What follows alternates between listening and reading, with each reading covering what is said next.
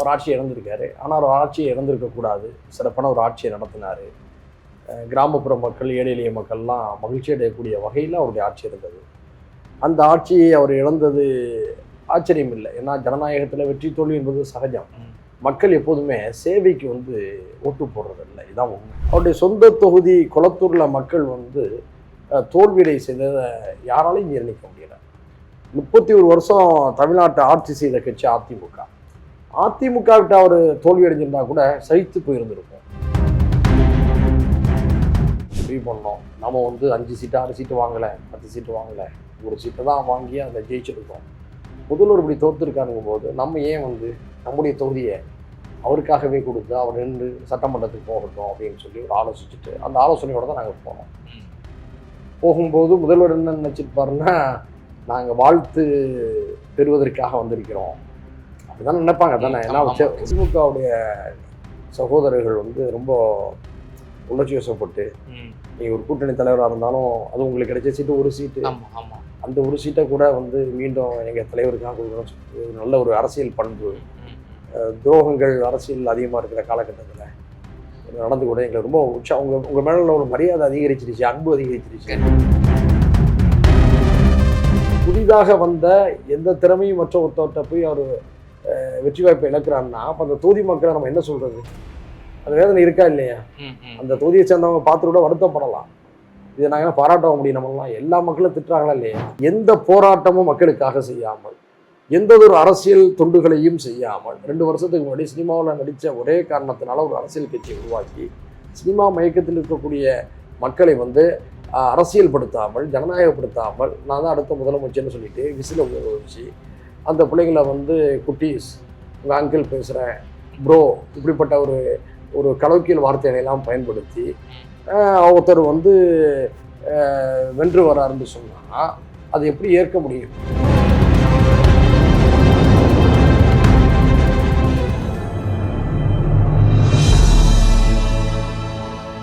ஈதமிழ் news பார்வையாளர்கள் கண்முணக்கம். இன்றைய சிறப்பு நேர்காணலில் நம்மோடு இருந்திருப்பவர் மனிதநேய ஜனநாயக கட்சியினுடைய நிறுவன தலைவர், சட்டமன்ற உறுப்பினர், மரியாதைக்குரிய திரு தமீமுன் அன்சாரி அவர்கள். சார் வணக்கம். வாழ்த்துக்கள் சார். சிதம்பரம் சட்டமன்ற தொகுதியில் சட்டமன்ற உறுப்பினராக தேர்ந்தெடுக்கப்பட்டிருக்கீங்க. முதல்கண் உங்களுடைய வாழ்த்துக்களை தெரிவிச்சுக்கிறோம். நன்றி நன்றி. நீங்கள் நேற்றைய தினம் முன்னாள் முதல்வர் திரு மு.க. ஸ்டாலின் அவர்களை சந்தித்து வந்த பிறகு ஒரு பேட்டி ஒன்று கொடுத்தீங்க. அது சமூக வலைதளங்களிலும் வெகுவாக பரவக்கூடிய ஒரு காட்சிகளும் ஒரு வரவேற்பும் பெற்றக்கூடிய அந்த வார்த்தைகளாக அமைந்தது. நான் எங்கள் கட்சியினுடைய முடிவாக நான் அதை சொன்னேன், எங்கள் பதவியை நான் ராஜினாமா செய்கிறேன், முன்னாள் முதல்வர் அவர்கள் அங்கே போட்டியிடட்டும் அப்படின்ற இதை சொன்னேன். அப்போ என்னை ஆறுதல் சொன்னார் முதல்வர் அப்படின்ற ஒரு விஷயத்த சொன்னீங்க. எப்படி அந்த ஒரு நிகழ்வு உங்களுக்கு இருந்துச்சு? உங்கள் கேள்வியிலேயே ஒரு முன்னாள் முதல்வர்னு அவரை குறிப்பிடுறத கூட என்னால் ஜீர்ணிக்க முடியல. ஆனால் உண்மை நிலவரம் அதுதான். ஒரு ஆட்சியை இழந்திருக்காரு, ஆனால் ஒரு ஆட்சியை இழந்திருக்கக்கூடாது, சிறப்பான ஒரு ஆட்சியை நடத்தினார். கிராமப்புற மக்கள், ஏழை எளிய மக்கள்லாம் மகிழ்ச்சி அடையக்கூடிய வகையில் அவருடைய ஆட்சி இருந்தது. அந்த ஆட்சியை அவர் இழந்தது ஆச்சரியம் இல்லை. ஏன்னா ஜனநாயகத்தில் வெற்றி தோல்வி என்பது சகஜம். மக்கள் எப்போதுமே சேவைக்கு ஓட்டு போடுறதில்லை, இதான் உண்மை. அப்படி பார்த்தோம்னு சொன்னால் காமராஜர் தோல்வி அடைஞ்சிருப்பாரா? நல்ல மனிதர்களுக்குன்னு சொல்லி யாரும் ஓட்டு போடுறதும் இல்லை. அப்படின்னு தான் நல்ல கிட்ட தோற்றுருப்பாரா? இதெல்லாம் நம்ம தமிழ்நாட்டிலே பார்க்குறோம். டெல்லியில் 15 ஆண்டு காலம் தொடர்ச்சியாக ஆட்சி செய்து நவீன டெல்லியை உருவாக்கியவர் யாருன்னா காங்கிரஸுடைய அப்போதைய முதலமைச்சராக இருந்த ஷீலா தீக்ஷித். அந்த ஷீலா தீக்ஷித்தை நன்றியை மறந்து அவருடைய தொகுதியின மக்கள் டெல்லியில் தோற்கடித்தாங்க. இதையெல்லாம் பார்க்கின்ற போது நம்முடைய முதல்வராக இருந்த நம்முடைய தளபதி அண்ணன் ஸ்டாலின் அவர்களே, அவருடைய சொந்த தொகுதி கொளத்தூரில் மக்கள் தோல்வியடை செய்ததை யாராலையும் ஜீரணிக்க முடியல. 31 வருஷம் தமிழ்நாட்டை ஆட்சி செய்த கட்சி அதிமுக. அதிமுக விட்டு அவர் தோல்வி அடைஞ்சிருந்தா கூட சகித்து போயிருந்திருக்கும். ஏன்னா ஏற்கனவே அதிமுகவுடைய தலைவர்கள் திமுகவுடைய வேட்பாளர்கள் தோல்வி அடைஞ்சிருக்காங்க, திமுகவுடைய தலைவர்கள் அதிமுக வேட்பாளர்களிடம் தோல்வி அடைஞ்சிருக்காங்க, நம்ம பார்த்துருக்குறோம். ஆனால் எந்த ஒரு சேவையும் செய்யாமல், போராட்டமும் செய்யாமல், தேர்தல் களத்திலும் வேலையும் செய்யாமல், பூத்துக்கு கூட ஆட்களை நியமிக்காமல் இருந்த ஒரு கட்சியிடம் அவர் தோல்வி அடைஞ்சிருக்காருங்கும் போது அதை ஜீர்ணிக்க முடியல. இந்த நிலையில தான் சிதம்பரத்தில் நாங்கள் ஜெயித்த மகிழ்ச்சியை எங்களால் கொண்டாட முடியல. 25 ஆண்டு காலம் அதிமுக இருந்த தொகுதி சிதம்பரம். அந்த சிதம்பரத்தில் வந்து நாங்கள் தோழமை கட்சியினுடைய சிறப்பான ஒத்துழைப்போடு எங்களுடைய பல்வேறு கட்ட பரப்புரைகள் முயற்சிகள் மிக முக்கியமாக முதல்வர் அவர்களுடைய தனி கவனம் இந்த அடிப்படையில் நாங்கள் அதில் வந்து வெற்றி பெறுறோம். எங்களுடைய மாவட்ட அமைச்சர் எம்ஆர்.கே. பன்னீர்செல்வம் அவர்கள் கடுமையான முறையில் உழைப்பு செஞ்சார். இந்த சூழலில் வந்து நாம் வெற்றி பெற்று இங்கே வந்திருக்கக்கூடிய நிலையில் நம்முடைய முதல்வர் ஆட்சி இழந்தது மட்டும் இல்லாமல் அவருடைய தொகுதியில் தோத்துட்டாருங்கிற வருத்தம் எங்களை உற்சாகத்தை குறைச்சி. அப்போ தான் எங்கள் கட்சி நிர்வாகிகள் முடிவு பண்ணோம், நம்ம வந்து 5 சீட்டு 6 சீட்டு வாங்கலை, 10 சீட்டு வாங்கலை, ஒரு சீட்டை தான் வாங்கி அதில் ஜெயிச்சிருக்கோம். முதல்வர் இப்படி தோற்றுருக்காருங்கும் போது நம்ம ஏன் வந்து நம்முடைய தொகுதியை அவருக்காகவே கொடுத்து அவர் நின்று சட்டமன்றத்துக்கு போகட்டும் அப்படின்னு சொல்லி ஒரு ஆலோசிச்சுட்டு அந்த ஆலோசனையோடு தான் நாங்கள் போனோம். போகும்போது முதல்வர் என்ன நினச்சிருப்பாருன்னா, நாங்கள் வாழ்த்து பெறுவதற்காக வந்திருக்கிறோம் அப்படிதான் நினைப்பாங்க தானே. ஏன்னா ஒரு தேர்தலில் வெற்றி பெற்று இருக்கிறோம், தோழமை கட்சியுடைய ஒரு தலைவர் அவர் வேட்பாளர் வந்து வெற்றி பெற்று வந்திருக்காரு, கூட்டணியுடைய தலைவருங்கிற அடிப்படையில் வாழ்த்துவாங்க வந்திருக்காரு தான் நினச்சிருப்பார். ஆனால் உள்ளே போகும்போது வாங்க அன்சாரின்னு சொல்லி உச்சாமா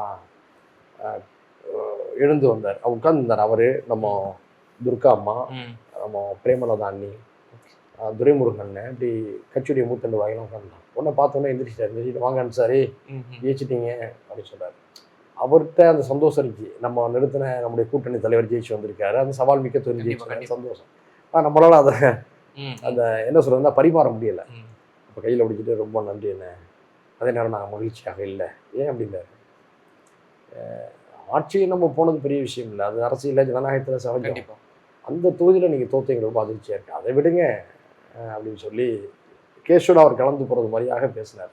அப்போ நான் சொன்னேன், என் கட்சியில் ஒரு முடிவு எடுத்துக்கிறோம், சிதம்பரம் தொகுதியை நான் ராஜினாமா பண்ணுறேன், நீங்கள் நெல்லுங்கன்னங்கும் ஒரு ஷாக் ஆகிட்டாருன்னா கையை அழுத்தி அந்த வார்த்தையை பேசக்கூடாது, அதெல்லாம் தப்பு, நீங்கள் ஜெயிச்சிட்டீங்க, அதெல்லாம் பணியாற்றணும், நிறைய வேலைகள் உங்களுக்குலாம் இருக்குது அப்படின்னு சொல்லி உற்சாகப்படுத்தினார். அது அவருடைய பண்பு, அவருடைய தலைமை பண்பு. ஆனால் நமக்கு அதை ஜீரணிக்க முடியல. அதன் பிறகு மற்ற பல விஷயங்களை பேசிட்டு ஒரு 20-25 நிமிஷம் அங்கே இருந்தோம். பிரேமலதா அண்ணி, துர்கா அம்மா எல்லாத்தையும் பேசி இருந்துட்டு அண்ணன்ட்ட துரைமுருகன் உடனே விசாரிச்சுட்டு கிளம்பி போகும்போதும் அதை நான் சொல்ல வந்தேன். அப்பவும் சொல்கிறாரு, அதை பேசக்கூடாது நீங்கள் அப்படின்ட்டு. நான் வந்துட்டேன். வந்ததுக்கப்புறம் வாசலில் பத்திரிகையாளர், நான் அதை போய் பத்திரிகையாளர் சொல்லணுங்கிற எண்ணமும் இல்லை. நான் வந்துட்டு வண்டியில் கிளம்பலான்னு பார்க்கும்போது பத்திரிகையாளர்கள் வந்துட்டாங்க. இவ்வளோ நேரம் இருந்தீங்களா, என்ன பேசுனீங்கன்னா அதுன்னு கேட்கும்போது, அப்போ என்னோட எங்கள் கூட்டணியில் குறிப்பாக திராவிட முன்னேற்ற கழகத்தில் எங்களோட பணியாற்றிய நிர்வாகிகள் வந்து அண்ணன் சங்கர், அண்ணன் டாக்டர் மனோகர், அண்ணன் கலையரசன், பரந்தாமன், அது மாதிரியா வேறு பழனி, இவங்கெல்லாம் இருந்தாங்க. இவங்க எல்லோரோடும் பத்திரிகையாளரை சந்தித்தோம். நம்ம கட்சி நிர்வாகிகள் எல்லாருமே இருந்தாங்க. அப்போ நான் இந்த விஷயத்தை நடந்ததை சொன்னேன். ஆனால் அது என்ன ஆயிடுச்சுன்னா, அது மிகப்பெரிய வைரல் ஆகி போயிடுச்சு. ஏன்னா நம்ம உள்ளே பேசுனதை வெளியில் சொல்லுங்கிற எண்ணத்தில் வரல. பத்திரிகையாளர் என்ன பிள்ளைநேரம் இருந்தீங்களே என்னன்னு சொல்லி, அது எல்லா பத்திரிகையாளர் இல்லை, 2 டிவி தான் இருந்தாங்க. சன் டிவி இருந்தாங்க, அப்புறம் கலைஞர் டிவி இருந்தாங்க நினைக்கிறேன். பத்திரிகைலாம் போயிட்டாங்க. அதுக்கப்புறம் தான் மற்ற டிவி அதை பார்த்துட்டு முடியாது பேட்டி எடுத்தாங்க. அது பெரிய செய்தி ஆகிடுச்சு. குறிப்பாக பொதுமக்கள்கிட்ட அது ஒரு பெருந்தன்மையான ஸ்டேட்மெண்ட்டை கொடுத்துட்டீங்க அப்படின்னு சொல்லி பாராட்டினாங்க. குறிப்பாக திமுகவுடைய சகோதரர்கள் வந்து ரொம்ப உணர்ச்சி வசப்பட்டு, நீங்கள் ஒரு கூட்டணி தலைவராக இருந்தாலும் அது உங்களுக்கு கிடைச்ச சீட்டு ஒரு சீட்டு, அந்த ஒரு சீட்டை கூட வந்து மீண்டும் எங்கள் தலைவருக்காக கொடுக்கணும்னு சொல்லி ஒரு நல்ல ஒரு அரசியல் பண்பு, துரோகங்கள் அரசியல் அதிகமாக இருக்கிற காலகட்டத்தில் நடந்து கூட எங்களுக்கு ரொம்ப உங்கள் மேலே ஒரு மரியாதை அதிகரிச்சிருச்சு, அன்பு அதிகரிச்சிருச்சு அப்படின்லாம் சொன்னாங்க. 2 நாளாக தான் அதிகமாக வைரலாக இருக்குன்னு எல்லாருமே சொல்கிறாங்க. அதான் இப்போ உங்கள்கிட்ட நீங்கள் கேட்டதுனால உங்கள்கிட்ட நான் பார்த்துருக்கேன். அதனால மனசு கஷ்டமாக தான் இருக்கு. ஏன்னா அவர் மேலே அவருடைய ஆட்சியின் மீது கூட விமர்சனம் இருந்திருக்கலாம், அவருடைய அமைச்சர்கள் மீது கூட விமர்சனங்கள் இருந்திருக்கலாம். ஆனால் அவர் மீது தனிப்பட்ட முறை இந்த விமர்சனம் இருந்ததில்லை. யோசிச்சு பாருங்க, ஒரு ஊழல் குற்றச்சாட்டோ அல்லது ஒரு அராஜகமான குற்றச்சாட்டோ அல்லது ஆணவமாக நடக்கிற குற்றச்சாட்டோ ஏதாவது இருந்துச்சா? இல்லை. இன்னும் அந்த தொகுதியை அவர் வந்து 15 வருஷமாக செதுக்கி வச்சிருந்தார். பார்த்து ஒவ்வொன்றே டெவலப் பண்ணார். அப்படிப்பட்ட ஒரு சூழலில் அவர் வெற்றி வாய்ப்பை இழந்து, அதுவும் எந்த புதிதாக வந்த எந்த திறமையும் மற்ற ஒருத்தவர்கிட்ட போய் அவர் வெற்றி வாய்ப்பை இழக்கிறான்னா, அப்போ அந்த தொகுதி மக்களை நம்ம என்ன சொல்றது? அந்த வேதனை இருக்கா இல்லையா? அந்த தொகுதியை சேர்ந்தவங்க பார்த்து கூட வருத்தப்படலாம். இதை நாங்கள் என்ன பாராட்ட முடியும்? நம்மளாம் எல்லா மக்களும் திட்டுறாங்களா இல்லையா? நீங்கள் யோசிச்சு பாருங்க. நான் அதிருப்தியை தான் தெரிவிக்கிறேன். ஆனால் பொதுமக்கள் எல்லாருமே குளத்தூர் பகுதி மக்களை திட்டுறாங்களா இல்லையா? வாக்கு போட்டவங்களையும் சேர்த்து திட்டக்கூடிய அளவுக்கு தான் நிலைமை உலகம் முழுக்க இருந்துகிட்டு இருக்கு. ஆனால் அதில் வாக்கு போட்டவங்க என்ன, ஓட்டு போட்டவங்க ஒன்றும் சொல்ல முடியாது, ஓட்டு போடாதவங்களை கூட நம்ம ஒன்றும் சொல்ல முடியாது. இவரை தோற்கடிக்கணும்னு ஓட்டு போட்டவங்களாம் நம்ம குறை சொல்ல முடியும் அந்த தொகுதியில். இதுதான் அரசியல். அரசியலில் வந்து ஒரு தடவை கலைஞர் சொன்னார், இத்தனை ஆண்டு கால பொதுவாக நீங்கள் கற்றுக்கொண்ட பாடம் என்னன்னு சொல்லும்போது நன்றி எதிர்பார்க்கக்கூடாதுன்றார் கலைஞர். ஓகே, ஒரே வார்த்தையில் சொல்லி முடிச்சார். அதை தான் இன்னைக்கு அவரும் புரிஞ்சுக்கிட்டே கேஷுவலாக இருக்கார். ஆனால் அவர் தோத்துட்டாருன்னு சொல்லி நம்ம தோழமைகள், பொதுமக்கள், அபிமானிகள், இன்னும் சொல்ல போனால் இன்னைக்கு கூட ஒரு டிவியில் பார்த்தேன், எதிர்கட்சியாக தலைவராக அந்த திரு எடப்பாடியார் அவர்கள் கூட வருத்தப்பட்டதாக அந்த கட்சியை நான் சொல்லியிருக்கிறாங்க. இருந்திருக்கும், என்னதான் மாற்றுக்கிட்டு இருந்தாலும் அவர் தோற்கிறது யாரும் விரும்பியிருக்க மாட்டாங்கல்ல, அப்படிப்பட்ட சொல்ல. ஆனால் அவர்கிட்ட அது இல்லை. வெற்றி வாய்ப்பு எடுத்துட்டோம், முடிஞ்சு அடுத்த கட்டத்துக்கு போகணும், கட்சியை நல்லா கொண்டு போகணும், மக்கள் பணியாற்றணும், தோழமையை சந்திக்கணும், வழக்கமான அரசியல் பணிகளில் ஈடுபடுறது, அந்த உற்சாகத்தில் தான் வந்தார் முதலமைச்சர். அதையும் நான் பார்க்க முடிஞ்சிச்சு. இது இன்னொரு விஷயம் நான் சொல்ல வேண்டிய விஷயம் என்னென்னா, அங்கே இருந்த நேரத்தில் சில பேர் உள்ளே வந்தாங்க அவரை பார்க்குறதுக்காக கட்சியில். அவருடைய தோல்வி இருந்துச்சு, பல பேர் அழுதாங்க, அவங்கள தட்டி கொடுத்து எல்லாம் சகஜம் பார்த்து தான் அனுப்பிவிட்டார். ஒரு சிலர் காலில் விழுந்து வந்தவங்களை தடுத்து நிறுத்தி அவ்வளோ காலையில் விடக்கூடாது அப்படின்றார். அப்போ நினச்சேன், அந்த பெரியார் காலத்து, அண்ணா காலத்து, கலைஞர் காலத்து சுயமரியாதையை அது பெரிய விஷயம் இல்லை. காலில் விழுவுற சில பேர் அதை பெருமையாக கூட நினச்சிட்டு கடந்து போகலாம், அல்லது பத்திரிகையாளர் யாரும் அங்கே இல்லை, அதை கூட அனுமதிச்சிருக்கலாம். ஆனால் அவர் கொள்கைங்கிற அடிப்படையில் எந்த இடத்துலையும் அதை அனுமதிக்கலாம். அதை பார்த்தேன். அந்த ஒரு சுயமரியாதை பண்பு எல்லா இடத்துலையும் அவர்கிட்ட இருக்கு. அதை ஒரு கடைசி விடலை அப்படிங்கிறது ஒரு நான் நேராக பார்த்த ஒரு நிகழ்வு. அதில் யாருமே எதிர்பாராத ஒரு விதமாக இந்த தேர்தல் முடிவுகள் வந்திருக்கிறத பார்க்குறோம். தமிழக வெற்றி கழகம் நேற்று ஆரம்பிக்கப்பட்ட ஒரு கட்சி, அப்படி ஒரு அபரிவிதமான ஒரு ஆதரவை மக்கள் கொடுத்திருக்கிறார்கள்.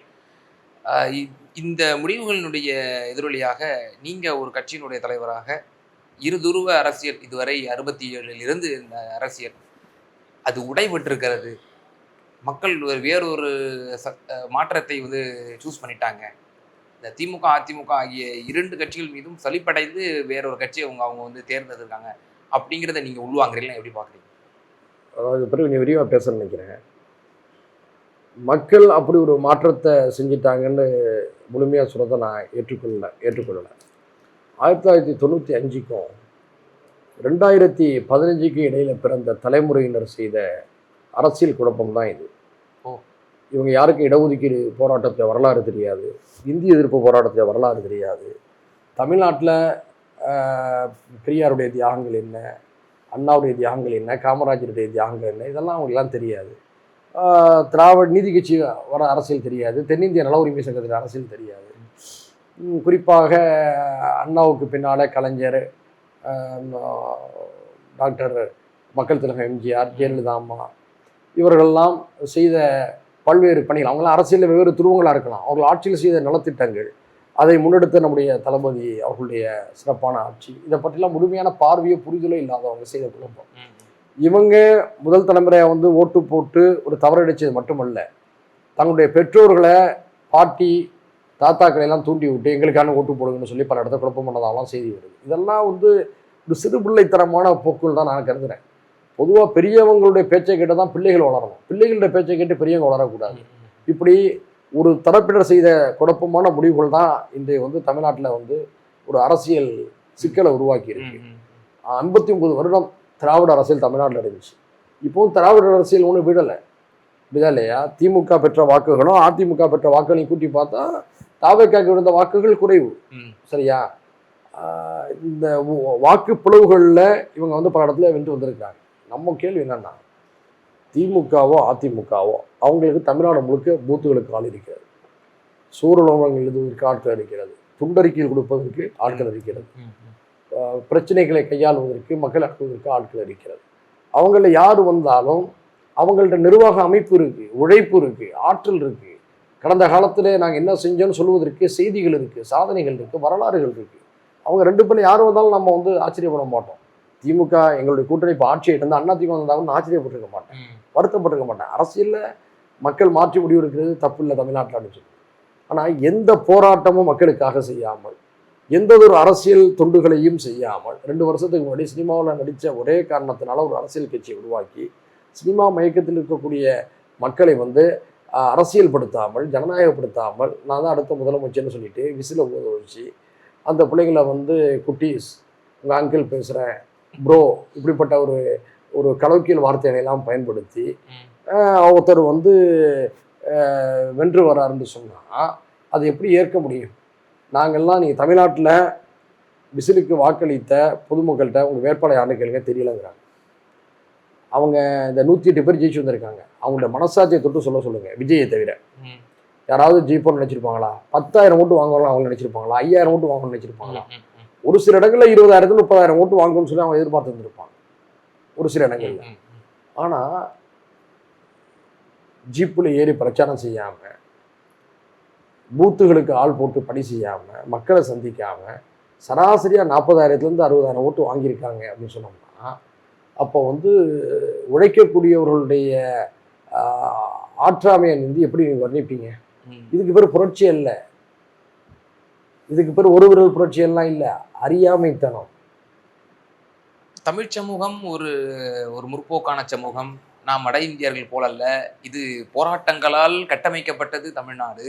இப்போ நம்ம இடஒதுக்கீட்டை பற்றி பேசுகிறோம், மொழி போரை பற்றி பேசுகிறோம். இவைகளெல்லாம் இருந்த தமிழ்நாடு, 60களில் இருந்து 50களில் இருந்த தமிழ்நாடு 2000 ஆண்டுகள், அந்த 2000த்திற்கு பிறகு பிறந்த அந்த 95 மற்றும் 2015 இடைப்பட்ட காலகட்டத்தில் பிறந்தவர்களுடைய அந்த எடுத்த முடிவினுடைய எதிரொலியாக இப்படிப்பட்ட ஆயிருக்கு. அப்படின்னா நம்முடைய இளைஞர்களுக்கு வந்து போதிய விழிப்புணர்வும் அரசியலினுடைய அந்த ஒரு புரிதல் தன்மையும் விட்டதுக்கான காரணம் யார்?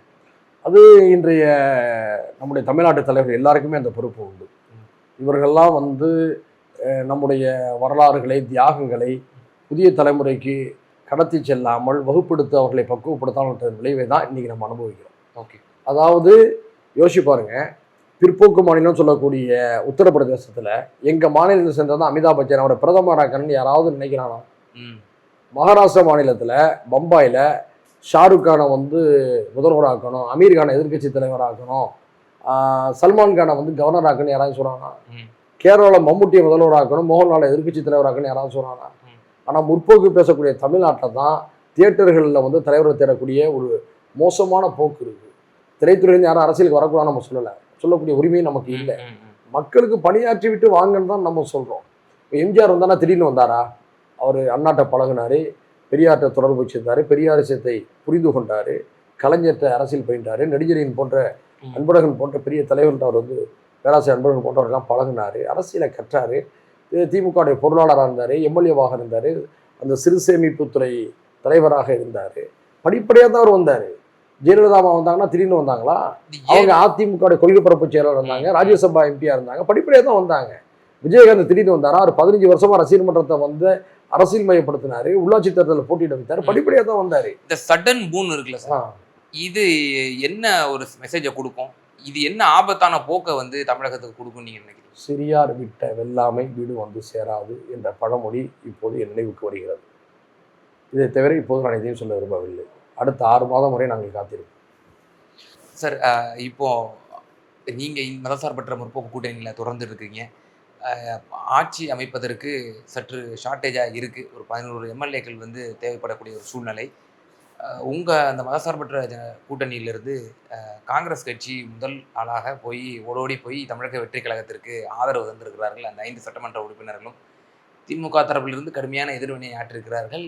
நாங்கள் கடினமான காலகட்டத்தில் காங்கிரசுடன் உடன் இருந்தோம், ஆனால் நீங்கள் அதற்கு நேர்மாறாக எங்களுடைய முதுகில் குத்திவிட்டீர்கள் என்றெல்லாம் அவர்கள் பேசக்கூடிய காட்சிகளை நம்ம பார்க்க முடிகிறது. நீங்கள் அந்த கூட்டணியினுடைய அங்கமாக இருக்கிற அடிப்படையில் இதை எப்படி பார்க்குறீங்க? 23ஆம் தேதி வரை, அதாவது போன மாதம் ஏப்ரல் 23ஆம் தேதி வரை திமுகவுடைய தலைமையை ஏற்று திமுக தன்னுடைய வழிகாட்டலிலே வெற்றி பெற்றுவிட்டு கூடுதல் தொகுதிகள் வேண்டும் என்று கேட்டு அதையும் அடம்பிடித்து பெற்றுவிட்டு இப்போது அரசியல் சூழலில் ஒரு குழப்பம் ஏற்பட்ட உடனே விஜய்கிட்ட போகிறத யாராலும் ஏற்றுக்கொள்வாங்களா? பொதுவாக அதை காங்கிரஸுடைய தலைவர்கள் தொடர்ந்து நினைத்து பார்க்கணும். அடுத்து கடந்த 30 ஆண்டு காலமாக, குறிப்பாக கலைஞர்களுடைய மரணத்துக்கு பின்னாலும் சோனியா காந்தி அம்மையார் அவர்கள் தீவிர அரசியலில் இருந்து விடைபெற்றிருந்த நிலையிலும் காங்கிரஸ் சந்தித்த நாடு தழுவிய நெருக்கடியின் போது உற்ற துணைவராக இருந்தது நம்முடைய தளபதி மு.க. ஸ்டாலின் அவர்கள். ஒரு உற்ற துணையாக இருந்த அரசியல் கட்சி திராவிட முன்னேற்ற கழகம். அப்போ எவ்வளவு நெருக்கடியில் அவங்களுக்கு ஆதரவாக இருந்தாங்க, அதையெல்லாம் மறந்துட்டு இப்படி செய்வது சரியா என்பதுதான் என்னை போன்றவர்களுடைய ஆதங்கம். காங்கிரஸ் தாமே எங்கள் கட்சியுடைய முடிவு நிர்வாகத்தில் முடிவு எடுத்திருக்குன்னு சொல்லலாம். ஆனால் இந்த எங்களுடைய இது போன்ற கேள்விகளுக்கு அவர்கள் வந்து நியாயமான பதிலை தரணும்.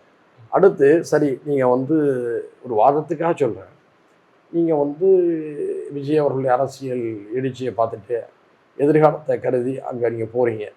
சில பேர் சொல்கிறாங்க, நாங்கள் தமிழ்நாட்டை மட்டும் மனசில் வைக்கல, விஜயுடைய எழுச்சியை வைத்து நாங்கள் பாண்டிச்சேரி, கேரளா உள்ளிட்ட 3 மாநிலங்களுடைய அரசியலை மையப்படுத்தி போகிறோம், எங்களுடைய கட்சியுடைய நலனை தான் நாங்கள் பார்க்கணும் அப்படின்னு சொல்கிறாங்க. சரி, அப்படியே இருக்கட்டும். நீங்கள் என்ன செஞ்சுருக்கலாம், முறையாக உங்களுடைய கட்சி தலைமை நிர்வாகிகள் கூட்டணியிலேய தலைவராக இத்தனை ஆண்டு காலம் உங்களோடு இருந்த முதலமைச்சர் தளபதி மு.க. ஸ்டாலின் அவர்களை சந்தித்து இது மாதிரி எங்கள் கட்சியில் ஒரு முடிவு எடுத்துருக்கிறோம், நாங்கள் எடுக்கக்கூடிய சில முடிவுகள் உங்களுக்கு கசப்பாக இருக்கலாம், எங்களுடைய அரசியல் எதிர்காலத்தை தான் பொருத்தமாக இருக்குங்கிறத நாகரிகமாக சொல்லிட்டு போயிருக்கலாம்ல. இத்தனை நாள் நண்பர்களாக இருந்தோம், பிரியும் போது கூட நண்பர்களாக பிரிந்து போயிருக்கலாம்ல. அது ஏன் செய்ய தவறீங்க? ஒரு அரசியல் நாகரிகம் தானே. அந்த நாகரிகத்தை செஞ்சிருந்தா கூட யாரும் தப்பாக நினைக்க மாட்டாங்க. சரிப்பா, அவங்களுடைய எதிர்காலத்துக்கு இந்த சூழலை பயன்படுத்தி டெவலப் ஆகிறதுக்கு திட்டம் போடுறாங்க, அவங்களுடைய உள்வாரம் அவங்களுடைய எதிர்காலம் அப்படி சொல்லிட்டு போயிருக்கலாம். ஆனால் குறைந்தபட்ச இந்த நாகரிகமான அணுகுமுறைகளை கூட கையாளாமல் நேற்று சத்தியமூர்த்தி பொண்ணை பார்த்தீங்கன்னா அவங்க போடுற ஆட்டம், பாட்டு, உற்சாகம், வெடி, இந்த பக்கம் ராகுல் காந்தி அவர்களுடைய படம், இந்த பக்கம் விஜய் படத்தில் வச்சு ஆடுறதெல்லாம் அது நல்ல போக்கு. உடனடியே ஏஐல சித்தரிக்கப்பட்டு பல யோசிச்சு பாருங்க. இதெல்லாம் நல்ல பண்பான செயலா? அதாவது நீங்கள் எங்கள் கூட்டணியில் தான் இருந்தாகணும் அப்படின்னு சொல்லினா நம்ம ஒரு புறத்தில் ஒவ்வொரு அரசியல் கட்சிக்கும் சில நிர்பந்தங்கள் கால சூழலில் ஏற்படும். காலம் முழுக்க வாழ்நாள் முழுக்க இதே கூட்டணியில் தான் இருப்போம்னு சொல்லி யாரும் எழுதி கொடுக்க மாட்டாங்க. எந்த அரசியல் கட்சிக்கும் அது வந்து பொருந்தும். பிரியும் போது நண்பர்களாக பிரிந்து போயிருக்கலாம் அல்லவா? அந்த குறைந்தபட்ச நாகரிகத்தை கூட நீங்கள் கடைபிடிக்கலங்கிறதா என்னுடைய கேள்வி. இப்போ நம்ம மேக்ரோ லெவலில் பார்த்தோம் அப்படின்னா, இந்தியாவில் பாஜகவோட ஆதிக்கம் எந்த அளவுக்கு இருக்குன்னு நமக்கு தெரியுது. அதுக்கு ஒரு நேர ஆல்டர்னேட்டிவாக இருக்கக்கூடிய ஒரே கட்சி காங்கிரஸ் கட்சி. காங்கிரஸினோட தயவு இல்லாமல் பாஜக வீழ்த்த முடியாது என்கிற ஒரு புரிதல் ஒவ்வொரு அரசியல் கட்சிக்கும் இருக்கும், ஜனநாயக சக்திகளுக்கும் இருக்கும், உங்களுக்கும் அந்த புரிதல் இருக்கும். இப்படிப்பட்ட ஒரு முடிவை இப்படி எடுத்திருக்கிறாங்க. நேற்று ஆரம்பித்த கட்சி திடீர் ஒரு பூன் ஏற்பட்டிருக்கு. அந்த ஒரு எழுச்சின்னு சொல்லி உடனே கூட்டணி வைக்கிறாங்க. திமுகவிட்ட 22 எம்பிக்கள் ஆதரவு இருக்குது. அவங்க இப்போ அந்த ஆதரவு இழக்க நேரிடும். நாடாளுமன்றத்தில் அது பிரதிபலிக்கும். இப்போ இந்த 3 ஆண்டுகள் அவங்க எப்படி பண்ண போகிறாங்க, இவைகளெல்லாம் அவர்கள் சிந்தித்தார்களா? பல கேள்விகள் இருக்கின்றன. இது தேசிய அளவில் ஏற்படுத்தக்கூடிய ஒரு இம்பேக்டை நீங்கள் எப்படி பார்க்குறீங்க? இந்தியா கூட்டணி உருவான போது நாடு முழுக்க ஒரு எழுச்சி ஏற்பட்டது. இந்தியா இந்த கூட்டணிக்கு பேர் இந்தியான்னு வச்சது யாருன்னா திரிணாமுல் காங்கிரஸ் தான், மம்தா பானர்ஜி அவர்கள். அது சரியானது என்று எல்லோரும் ஏற்றுக்கொண்டு அந்த கூட்டணியை வலிமைப்படுத்தியதிலே பெரும்பங்கு யாருக்கு இருந்தது என்று சொன்னால் திமுகவுக்கு, தளபதி மு.க. ஸ்டாலின் அவர்களுக்கு இருந்தது. அந்த இந்தியா கூட்டணி வலிமை பெறுவது மட்டுமல்லாமல் எல்லா நிலையிலும் ஆட்சி மாற்றத்தை, அரசியல் மாற்றத்தை நாடு அளவில் செய்ய வேண்டும் என்ற ஒரு நிலைப்பாட்டில் திமுக இருந்தது. இந்த நேரத்தில் அந்த தேர்தல் தோல்விக்கு பிறகு அதை வழிநடத்த வேண்டிய இடத்தில் இருந்த காங்கிரஸ் செய்த அடுத்தடுத்த கவனக்குறைவு, பிழைகள் அந்த இந்தியா கூட்டணியை வந்து ஒரு மருத்துவமனையில் சேர்க்கக்கூடிய அளவுக்கு ஆக்கி வச்சிருச்சு. இதுதான் உண்மை. அது காரணம் வந்து காங்கிரஸ் கட்சி தான். அதை பற்றி நம்ம அதிகமாக அந்த நேரத்தில் நான் பேச விரும்பலை. ஏன்னா ஒரு மாற்றத்துக்கான அடையாளமாக தேசிய அளவில் இருக்கக்கூடிய ஒரு பெரிய கட்சினா காங்கிரஸ் கட்சி, அதை நான் மறுக்கலை. ஆனால் அந்த கட்சி தன்னுடைய அரசியல் கடமைகளை இனி எவ்வாறு செய்ய போகிறது என்பது ஒரு பெரிய சிரமம். ஏற்கனவே மம்தா பானர்ஜிக்கு அவங்களுக்கும் மிஸ் அண்டர்ஸ்டாண்டிங் ஏற்பட்டு அது நீடிச்சுக்கிட்டு இருக்கு. அரவிந்த் கெஜ்ரிவாலுக்கும் காங்கிரஸுக்கு இடையில மிஸ் அண்டர்ஸ்டாண்டிங் வந்து நீடிச்சுக்கிட்டு இருக்கு. ஒரே நம்பிக்கையாக இருந்தது வந்து இந்த தமிழ்நாட்டில் திமுக தான். திமுகவையும் அவங்க வந்து கைவிட்டாங்க, பகிச்சிட்டாங்க. இனி வரக்கூடிய நாட்கள் வந்து மிகவும் சிரமமானது. பாஜகவை வீழ்த்த வேண்டும் என்று நினைத்த ஒரு மிகப்பெரிய ஜனநாயக நம்பிக்கை சீர்குலைக்கும் விதத்தில் தமிழ்நாட்டில் காங்கிரஸ் கட்சி செயல்பட்டு இருக்கிறதோ என்ற வருத்தமும் ஐயமும் நமக்கு இருக்கிறது. எனக்கு இறுதியான ஒரே ஒரு கேள்வி, இப்போ பெரும்பான்மை கிடைக்காத ஒரு சூழ்நிலை இருந்து கொண்டிருக்கிறது, ஒரு நிலையற்ற ஒரு தன்மை. இந்தியா கூட்டணி கட்சியினருடைய ஆதரவை கோரக்கூடிய நிலையில் திரு விஜய் அவர்கள் இருந்து கொண்டிருக்கிறார். முதல் ஆளாக காங்கிரஸ் சென்று விட்டது. போதிய எண்ணிக்கைக்கு கம்யூனிஸ்ட் தோழர்களும் அதே போல் விடுதலை சிறுத்தைகளினுடைய ஆதரவுகளையும் கோரக்கூடிய நிலையில் இருந்து கொண்டிருக்கிறது. ஆளுநர் மாளிகையிலும் பெரும் பரபரப்பு. தமிழகமே உற்று நோக்கி கவனிக்கக்கூடிய ஒரு சம்பவத்தை நம்ம பார்த்து கொண்டிருக்கிறோம். இந்த சூழ்நிலையை எப்படி பார்த்து கொண்டிருக்கிறீர்கள்? மக்கள் ஒரு கட்சிக்கு ஒரு மனதாக ஆதரவு தெரிவித்திருக்கிறார்கள், சிங்கிள் லார்ஜஸ்ட் பார்ட்டியாக கொடுத்துருக்குறாங்க. அதை ஆட்சியில் அமர்த்துவதற்கு புரிந்துணர்வோடு எல்லா கட்சிகளும் சேர்ந்து அந்த அந்த அண்டர்ஸ்டாண்டிங்கோட அணுகணும்னு நினைக்கிறீங்களா? எப்படி பார்க்குறீங்க? நாங்கள் ஒரு தெளிவாக எங்கள் கட்சியில் முடிவு எடுத்துட்டோம். எங்களுடைய மனிதநேய ஜனநாயக கட்சி திமுக தலைமையிலான மதச்சார்பற்ற முற்போக்கு கூட்டணியில் தான் இருக்கும். எதிர்கட்சியாக பணியாற்றுவதற்கு நாங்கள் தயாராகிட்டோம். அடுத்து வந்து 6 மாத காலம் ஒருத்தவங்க ஆட்சி அமைக்கிறாங்கன்னா அதை பெருசாக போய் நம்ம விமர்சிக்க வேண்டியதில்லை. சின்ன சின்ன குறைகளை விமர்சிக்கலாம், பெரிய அளவிலான எதிர்பார்ப்புகளை வைக்க முடியாது. ஏன்னா முதல் 6 மாத காலம் தொடக்க நிலை காலம், அவர்கள்ட்ட சில ஆரம்பகட்ட கோளாறுகள் தவறுகள் கூட ஏற்படலாம். அது பெருசாக விமர்சிக்கக்கூடாதுங்கிற அடிப்படையில் ஒரு 6 மாத காலம் காத்திருப்போங்கிற மனநிலைக்கு வந்துட்டோம். அதுக்கு முன்பாக இவங்க யாரையெல்லாம் கூட்டணியில் சேர்க்குறாங்க, இந்த ஆட்சி எப்படி அமைய போகிறது என்பதெல்லாம் நானும் உங்களை மாதிரி தான் பொறுத்து தான் தொலைக்காட்சிகளில் சமூக வலைதளங்களில் பார்க்குறோம். எதையும் உறுதியாக அறிஞ்சிட்டு கூற முடியாத நிலை இந்த நேரம் இருக்கிறது. நிச்சயமா சாயந்தரம் 5 மணிக்கு என்ன நடக்குது தெரியல, இரவு 9 மணிக்கு என்ன அரை மணி நேரம் ஒருக்க வந்து மாறிக்கொண்டே இருக்கிறது சூழ்நிலை. நைட்டு படுத்துட்டு காலையில் நடக்கிறதுல எது வேணாலும் நடக்கலாம், அப்படிதான் நிலைமை இருக்குது. ஸோ அடுத்த 3 நாட்கள் தமிழ்நாட்டு அரசியல் ரொம்ப பரபரப்பாக நினைக்கிறேன். நேயர்கள் வந்து அந்த பேட்டியை பார்த்து கொண்டு இருக்கும்போது கூட ஒரு புதிய திருப்பங்கள் ஏற்படலாம். கண்டிப்பா கண்டிப்பா. நீண்ட நாட்களுக்கு பிறகு அரசியலில் ஒரு பரபரப்பு ஏற்பட்டிருக்கு தமிழ்நாட்டில், பார்ப்போம். நிச்சயமா பல்வேறு விவகாரங்கள்ல எங்க நேயர்களுக்கு ரொம்ப தெளிவா உங்களுடைய கருத்துக்களை பகிர்ந்தீங்க. மிகுந்த நன்றி. வாழ்த்துக்கள்.